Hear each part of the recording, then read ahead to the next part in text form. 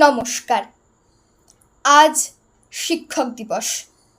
শ্রদ্ধেয় ডক্টর সর্বপল্লী রাধাকৃষ্ণনের জন্মদিন।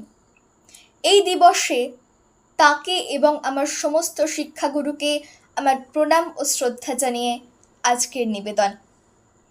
কবি সাথী বিশ্বাসের লেখা কবিতা শিক্ষক দিবস।